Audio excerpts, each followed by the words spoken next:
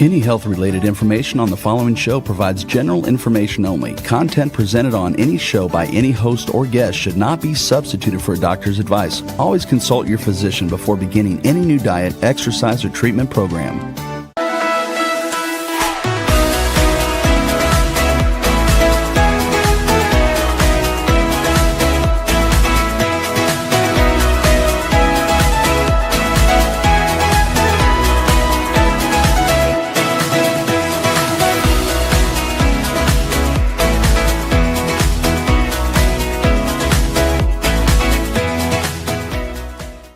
Welcome to 5 to Thrive Live, a podcast about thriving for those who have been affected by cancer and chronic disease. I'm Dr. Lisa Schuler, and I co-host with my good friend Carolyn Gazella. You can find all of our past show podcasts on every major podcast outlet and the schedule on our website, which is ithriveplan.com. Tonight, I am very excited and honored to be talking with Loren Israelson, truly an icon in the dietary supplement industry.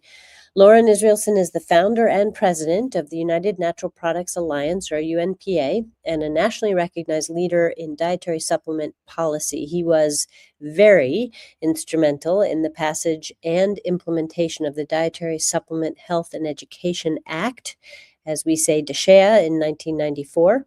And he's spent decades working at the intersection of health freedom, responsible regulation, and industry accountability. He's advised lawmakers, regulators, industry leaders on balancing consumer access to supplements with science-based safety standards. And through UNPA, he continues to champion policies that protect innovation, ensure product quality, and preserve Americans' right to make informed health choices. So we're going to talk about this very topic. But before we do, let me thank our sponsors, because without them, this podcast would not be possible. First, DSHEA, a patented form of glutathione, clinically proven to raise blood glutathione levels.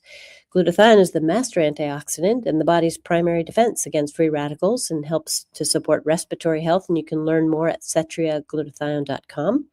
We also thank ProThrivers Wellness Supplements, including ProThrivers Wellness Brain, which is a product specifically for thrivers that contains cognizin for memory, focus, and attention, as well as some other brain-supporting nutrients and herbs. And you can learn more at pureformulas.com. And finally, Dr. Ohhira's Probiotics, a best-selling probiotic for over 30 years, contains 12 probiotic strains, which are shelf-stable without refrigeration due to a unique 3-year fermentation process. And you can learn more at drorhiraprobiotics.com.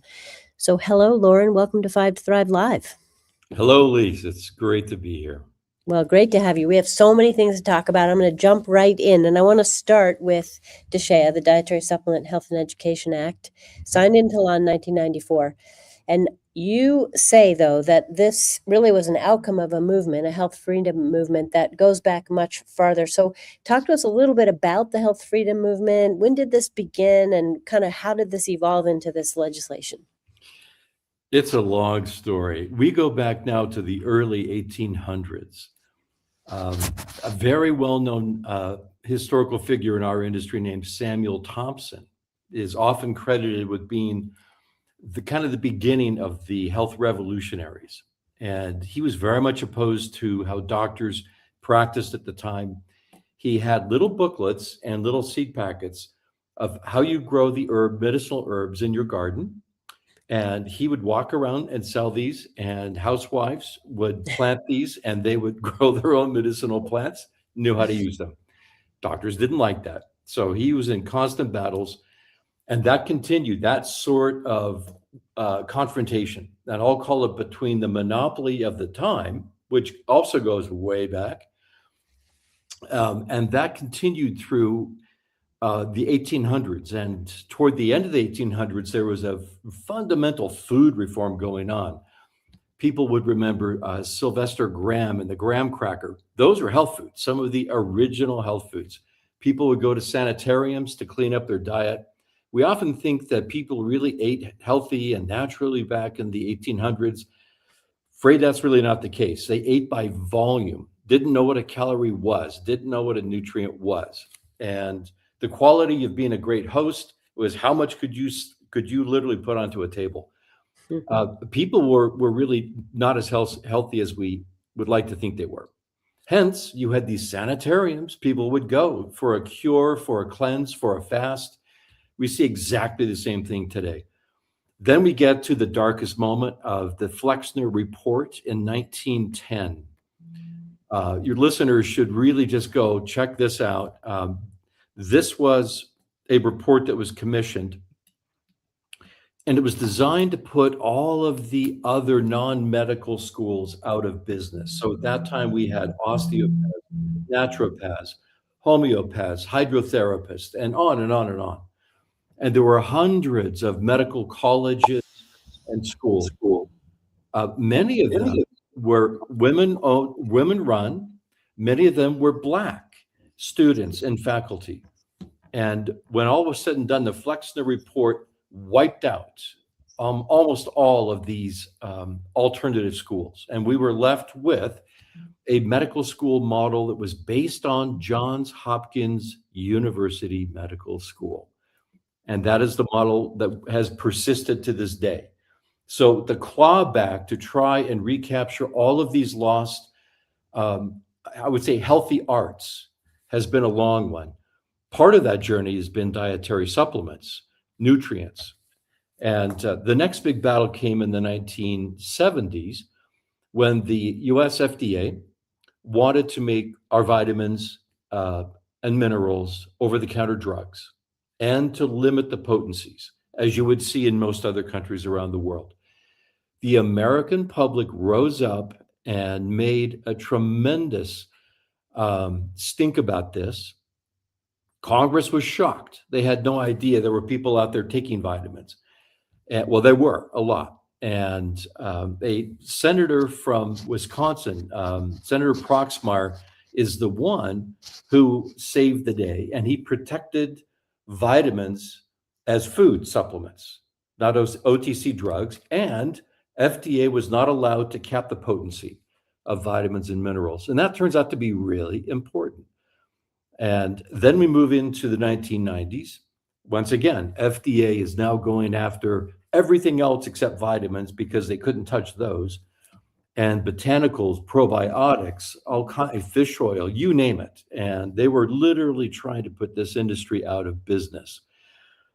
That's when, and I'd previously worked in the United States Senate, so I was familiar with politics, and I'd worked for 10 years at Nature's Way, a well-known herb company.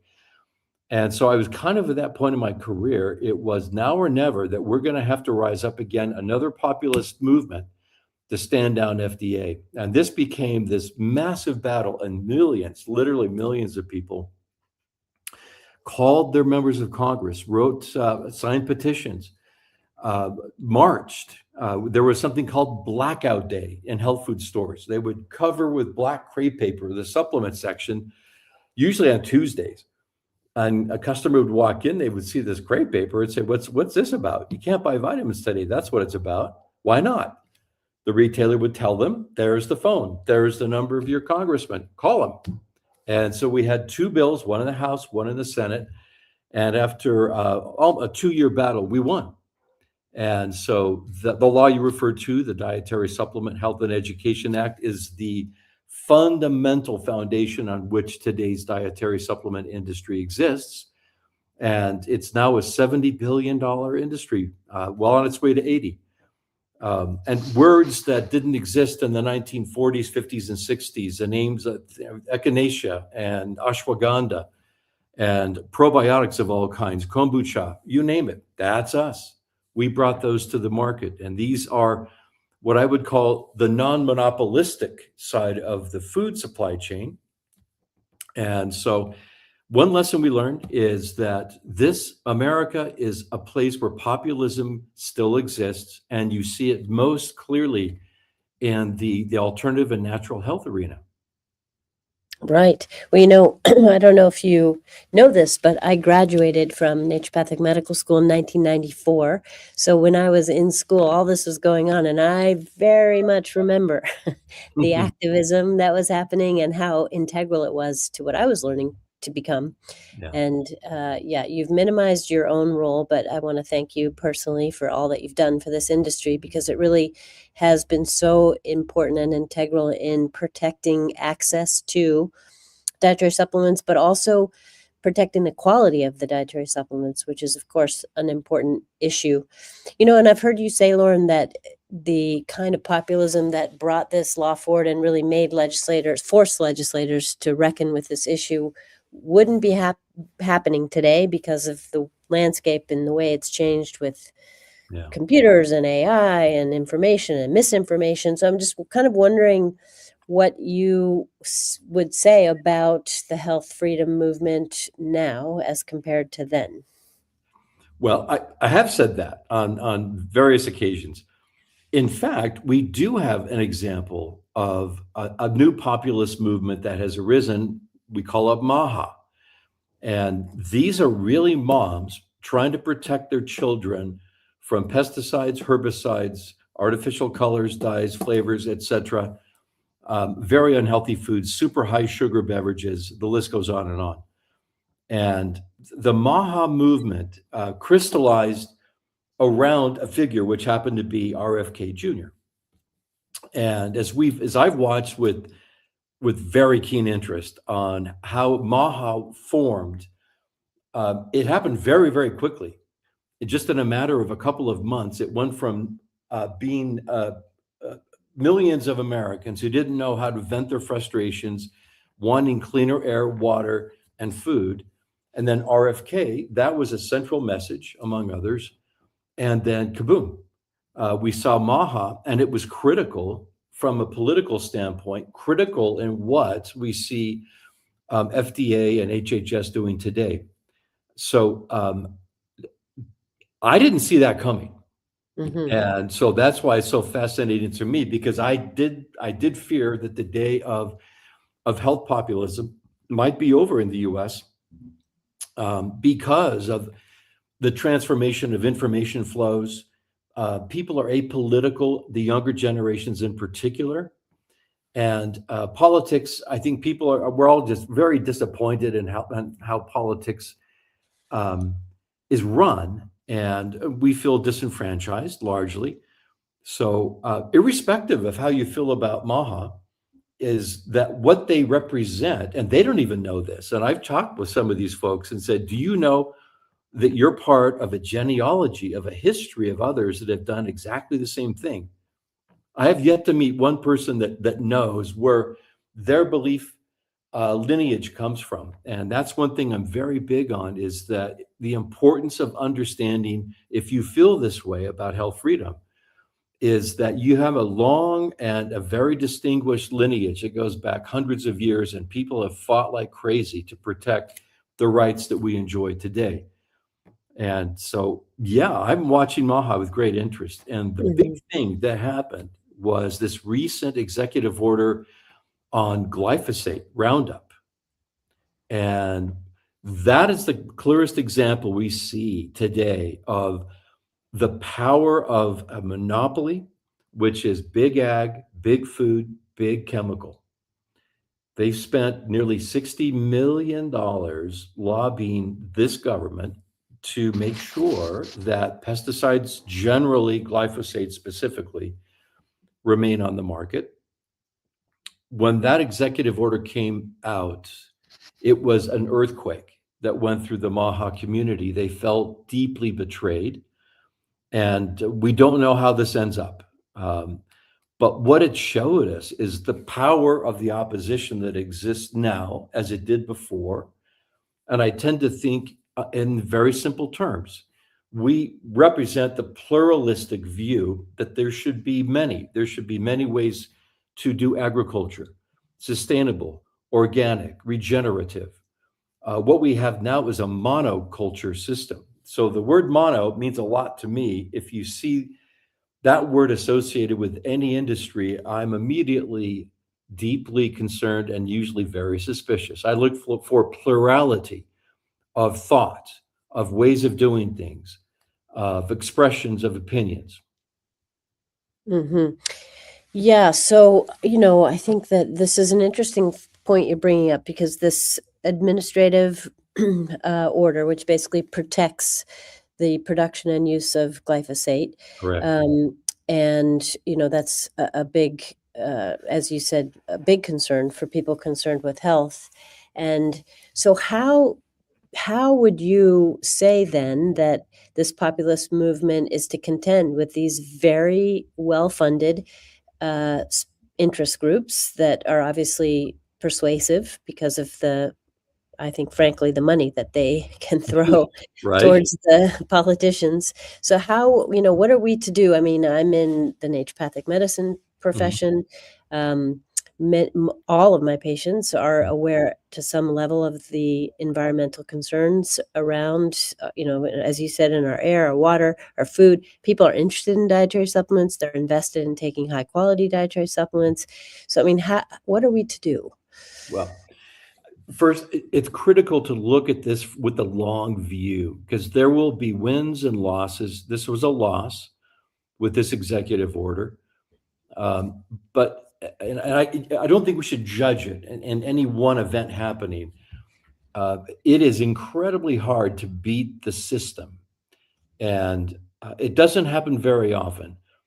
The way I think about what do we do now with an executive order that protects glyphosate is once again the populist movement is what will change that. Is if public sentiment is strongly opposes this, politicians almost without exception follow when they begin to sense that there is a powerful trend that may knock them out of office. Nothing scares politicians more than educated constituents. And if people organize themselves and say, okay, all right, we can see what happened, and you could have an active Congress to reverse that. You can have other ways of approaching it. Elections are another way that really makes a big difference. But also changing what you buy. Is that if people are that deeply opposed to glyphosate, don't buy it. You go organic and you find other ways, grow a garden, do it yourself as much as you can. Hard to do everything, but there are, I would say, using the Gandhi approach, there are more the peaceful ways of protest. And then we have those periods where it's really a cage fight. And we've had our share of those. So let's play the long game here is we take action individually. And if enough people do that, my instinct tells me that there will be a change in policy as it regards that executive order. Those are fairly easy. Well, I won't get into that, but there are opportunities for consumers now to galvanize around an issue like that. And I certainly need for that to happen here. Yeah, so I do want to ask you a little bit more about that. But first, I just want to go back for a moment to supplements specifically, because there is this intersection, and I think really sometimes a tension between consumers wanting access to things, especially now that they've read about on, social media probably is the biggest source. Scientific evidence, which is spotty, let's be fair. And then there's the regulatory oversight regarding how supplements are manufactured and put into market and how they're labeled. And all these three things come together in creating a market, creating availability. And I'm just wondering what your thoughts are on that and how that's going to continue to shape the dietary supplement industry moving forward. Well, I spent my entire career dealing with that very problem. It's a milking stool. It's got three legs. You need three. There is a need for a regulatory function by government to oversee that which we cannot do ourselves. It would be great if we could go and see every manufacturing facility and how well they're making products. That's FDA's job. There are third-party certifiers that will also do that job. So we need those that are experts to go in and really make sure things are up to speed. We want safe, and we need safe products. When regulations get out of hand and there's an imbalance, that's when we end up having to make a correction. These days, we have a lot of resources in the form of very good trade associations, very good technical organizations, professional societies and a different relationship with FDA than we used to. We can go sit down, talk to them, and have a legitimate discussion, and they have shown flexibility. I think more is coming. And the science.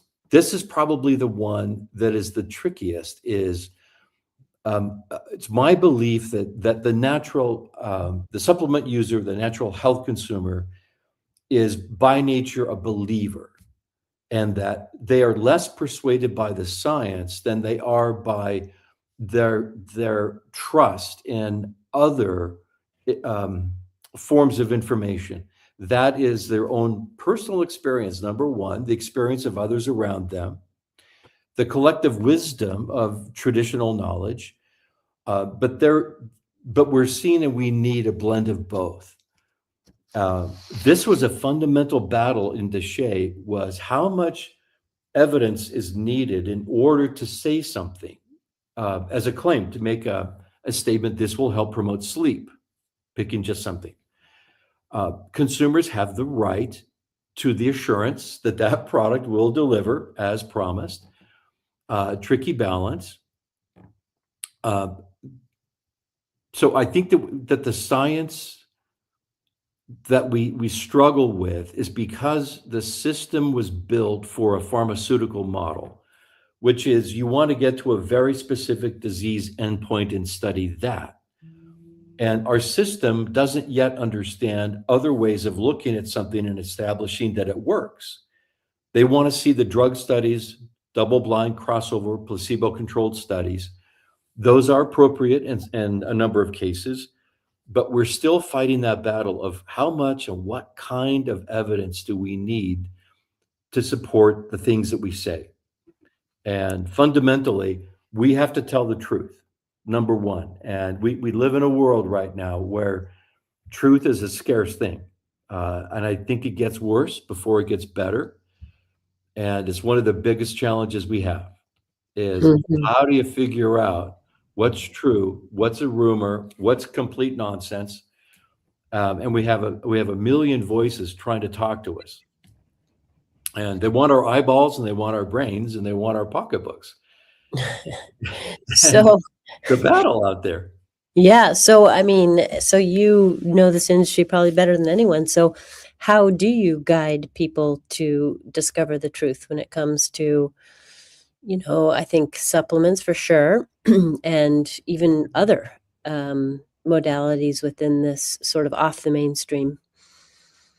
Boy, the ideal is that, and I know this is hard for everybody, but being an informed health consumer, that requires time, effort. You got to be willing to put the work in. But if you do a lot of work and you're looking at the wrong stuff, you didn't do yourself any favors. There are organizations that I trust. I read their materials. I follow their updates. And I was thinking before coming on to the show is that might be something that I could put together and share with you, and you in turn with your audience, is some of the organizations and information sources that at least I consider to be credible, reliable, trustworthy. If you have a practitioner in your community, or more than one, a naturopath, I think old school osteopaths are great. If you can find a homeopath, good for you. But there are people, who are really, I think, underappreciated are TCM practitioners. There are a lot of incredibly well-trained TCM doctors that were trained in Asia, but now practice here. And some of the best experiences I've had have been with TCM practitioners. Ayurveda, likewise. But it is really hard to feel like you've got a solid idea. And trust me, when I walk into a store and I'm looking at the shelf, there are so many brands that I've never seen and heard before. Yeah. And I'm in the same position as everybody else, trying to make sense of all these new products. I have my favorites that I've known and used for many years. I've been in their factories. I've seen how they meet things. The thing that I look at the most is, where do they buy their ingredients? And that tells me more than anything else. Interesting. So give us a couple of concrete actions for a listener who cares about Health Freedom wants to be proactive in this way, what can they do to protect their right to make informed health choices? Grow a garden. Number one is Mm. get your hands in the soil, stay connected to it. Shop at a local mom and pop store. Please do that. I understand the convenience of online, but I also know that if we don't support our local retailers and restaurants and other the community people that we live with, we'll be very sad because they're going to have a hard time making it. So shop locally. We all, I think, give to charity. I would hope listeners would really consider making donations to organizations within the natural health community that are fighting for your rights. And I'd be happy to give you a list of those as well and share that. And say when you're thinking of where you'd like to put your donation money is consider some of these organizations. They work so hard and they're underfunded. With more resource, boy, could they do more that would benefit all of us. Mm-hmm.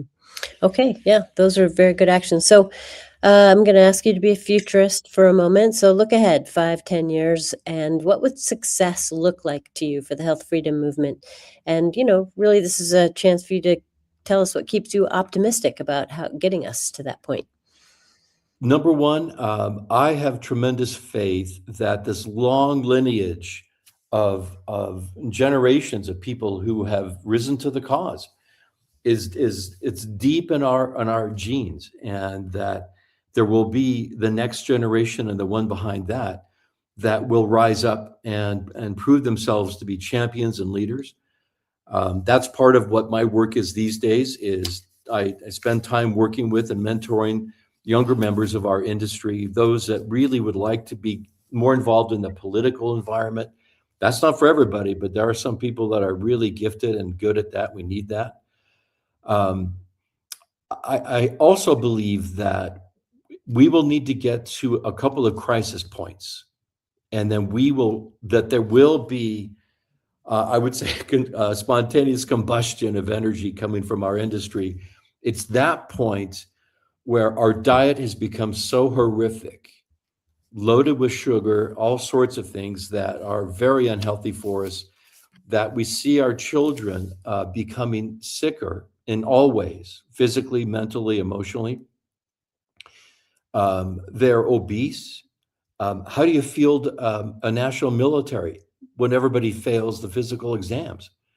When the air and the water is too dirty? There's a breaking point. And I think that's where the revolution comes. And it will be, I think it's going to focus on more the environment. The food that we eat is a gift of nature. How the food is made is the problem. So I believe that we need to change the means of production, and as soon as we have the will and the strength to do that, that's when everything will begin to change. Yep. So I think we've won the dietary supplement battles that will last us for the next 5 and 10 years, and I think the battle shifts now to environmental issues, clean air, clean water, clean food. We're seeing what it's doing to our younger generations and our kids, and not acceptable. Yeah, I couldn't agree with you more. So in a minute, give us your final thought or thoughts.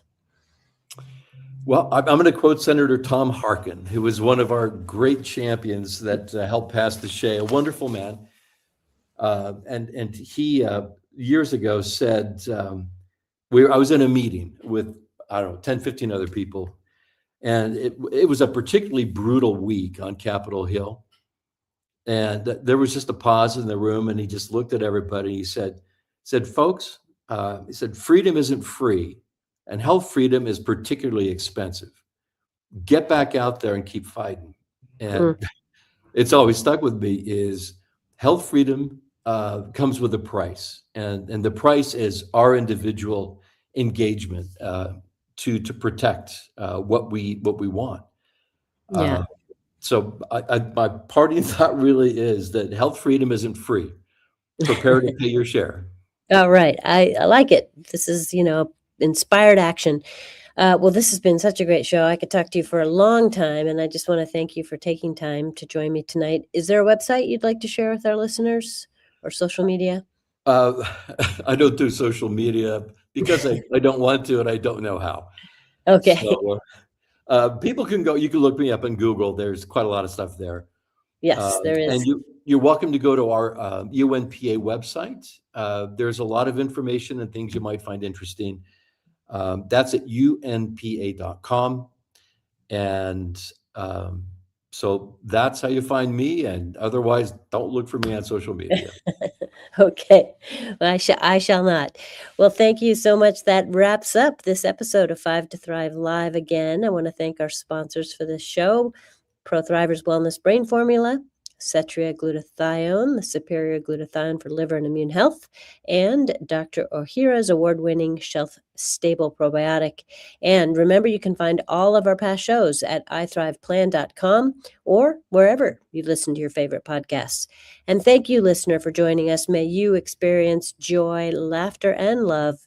It's time to thrive, everyone. Have a great night.